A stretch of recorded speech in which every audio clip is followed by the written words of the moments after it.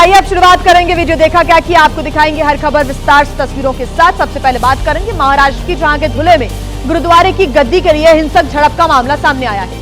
यहां पर गुरुद्वारे की गद्दी के लिए दो पक्षों के बीच पथराव हो गया, बवाल हो गया और इसकी वजह से मौके पर हड़कंप मच गया। हिंसक संघर्ष की जानकारी मिलते ही पुलिस की टीम भी मौके पर पहुंची, सख्ती बरती गई और हालातों पर काबू पाया गया।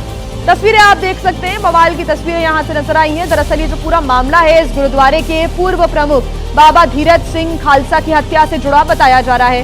सिख समुदाय का आरोप है कि बाबा धीरज सिंह खालसा की हत्या के पीछे रणवीर सिंह का हाथ है, जिसने पिछले 2 दिन से गुरुद्वारे पर अवैध रूप से कब्जा कर रखा था। इसी बात को लेकर नाराज लोग रात में जब गुरुद्वारे पहुंचे तो अंदर आंसू गैस के गोले छोड़े गए और पथराव शुरू हो गया। इस पथराव के बाद चीख पुकार मच गई और अफरा तफरी का माहौल बन गया और इसकी जानकारी मिलते ही पुलिस की टीम भी मौके पर पहुंची, जिसने लाठीचार्ज कर पत्थर करने वाले जो लोग हैं, पत्थरबाजी करने वाले लोगों को यहां से हटाया और हालातों पर काबू पाया। किसी तरह से यहां पर स्थिति संभल पाई है। पुलिस ने इस दौरान 8 लोगों को हिरासत में ले लिया है। इस संघर्ष में 2 लोग घायल बताए जा रहे हैं, अस्पताल में उनका इलाज चल रहा है और जिस तरह से हालात बेकाबू हो गए उसे लेकर अब पुलिस ने सख्त चेतावनी भी जारी कर दी है। 3 तस्वीरें आपके सामने। पुलिस ने चेतावनी जारी करते हुए कहा है कि जो भी लोग अब शांति भंग करने की कोशिश करेंगे उनके खिलाफ कड़ी कानूनी कार्रवाई भी की जाएगी।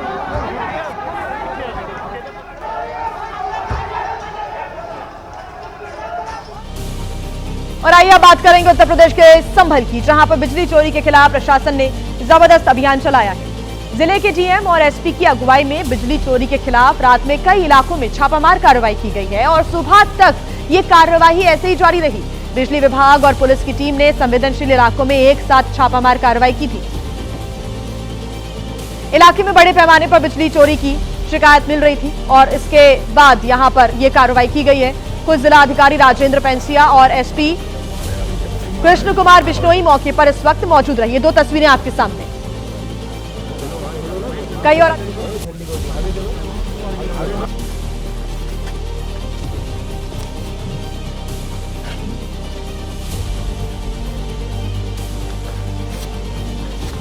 तो ये 2 तस्वीरें आप देख रहे हैं। हालातों से निपटने के लिए बड़ी संख्या में पुलिस बल की तैनाती रही। पीएससी और महिला पुलिस कर्मियों को तैनात किया गया। बिजली विभाग की तरफ से भी कई वरिष्ठ अधिकारी मौके पर मौजूद रहे। टीमों ने घर घर, गलियों और संदिग्ध स्थानों पर जाकर बिजली कनेक्शंस की भी जांच की।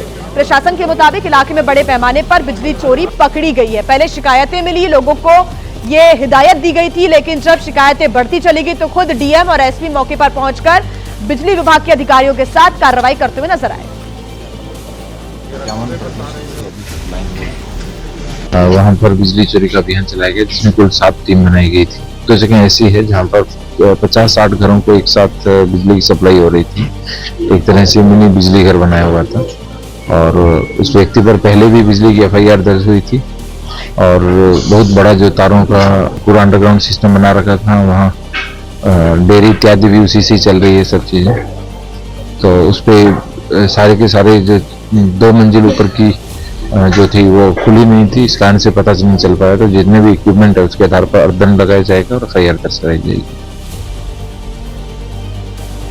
तो रात के अंधेरे में ये एक्शन हुआ है और सुबह तक ये अभियान ऐसे ही चलता रहा। डीएम की तरफ से क्या कुछ बात यहां पर साझा की गई है। संभल में बिजली चोरों के खिलाफ अभियान में बड़ी संख्या में पुलिस बल क्योंकि शामिल रहा है और 8 थानों की पुलिस टीम बनाकर छापामार कार्रवाई की गई है। पुलिस का ऐसा कहना है कि बिजली चोरों के खिलाफ सख्त कार्रवाई आगे भी की जाएगी।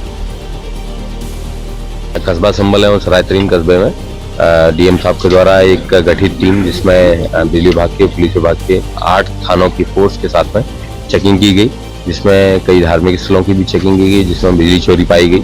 उसके अलावा कई बड़े बड़े 4 मंजिला मकानों के अंदर जहाँ डेयरी चल रही थी वहाँ पे भी चोरी पकड़ी गई। उसके अलावा ई रिक्शा चार्जिंग स्टेशन भी पकड़े गए हैं। इन सब लोगों के खिलाफ विधिक कार्रवाई सुनिश्चित की जा रही है और प्रॉपर एनफोर्समेंट है, इसको चेक किया जा रहा है। महाराष्ट्र के छत्रपति संभाजी नगर में एक सनसनीखेज वारदात सामने आई है, जिसमें एक पुलिस अधिकारी की हत्या कर उसके शव को उसी के घर में जमीन में दफना दिया गया। वारदात वैजापुर तालुका के बल्हेगांव में बताई जा रही है। यह घटना घटित हुई है। ये पुलिस अधिकारी देवगांव रंगारी पुलिस स्टेशन में तैनात था। नाना साहेब दिवेकर पिछले 2 दिन से लापता थे। उनके रिश्तेदार पुलिसकर्मी लगातार उनकी तलाश भी कर रहे थे, लेकिन कोई पता उनका नहीं चल पा रहा था। रविवार को दिवेकर के पैतृक गांव बल्हेगांव स्थित घर में कुछ संदिग्ध वस्तुएं पाई गई। पुलिस स्टेशन के अधिकारी और कर्मचारी फौरन मौके पर पहुंचे। जब जमीन में एक गड्ढा खोदकर जांच की गई तो उसमें नाना साहेब दिवेकर का शव मिला। इस हत्या को सुनियोजित तरीके से किया गया है। ये साजिश पूरी पहले से ही थी और घटनास्थल पर खोजी कुत्तों की एक टुकड़ी भी तैनात की गई है। पुलिस को ऐसा शक है कि इस हत्याकांड के पीछे पीड़ित के घर वाले ही हैं। पुलिस ने अब तक 3 लोगों को हिरासत में लेकर पूछताछ शुरू कर दी है और आगे की जांच पड़ताल की जा रही है। वहीं जम्मू कश्मीर के पहलगाम में भारी बर्फबारी से नजारा बदला सा नजर आ रहा है, जहां पर भारी बर्फबारी की वजह से सब कुछ सफेद चादर में लिपटा हुआ दिखाई दे रहा है। भारी बर्फबारी की वजह से इलाके में पारा तेजी से नीचे लुढ़क गया है और इसकी वजह से स्थानीय लोगों की मुश्किलें भी बढ़ी हुई नजर आ रही हैं। तस्वीरें आप देख रहे हैं पहलगाम की। तस्वीरें चंदनवाड़ी अरू इलाके से सामने आई है, जहां पर भारी बर्फबारी के बाद सब कुछ बर्फ में सराबोर नजर आया। पहलगाम के चंदनवाड़ी, अरू वैली और बेताब वैली में लगातार बर्फबारी हो रही है। इसकी वजह से यहां पर आए पर्यटक काफी ज्यादा खुश नजर आ रहे हैं, स्नोफॉल को एंजॉय कर रहे हैं। तो वहीं स्थानीय लोगों की मुश्किलों में जरूर इजाफा होता दिखाई दे रहा है। यहां आप तस्वीरें देख सकते हैं, जहां तक आपकी नजर जाएगी सिर्फ आपको बर्फ ही बर्फ नजर आएगी।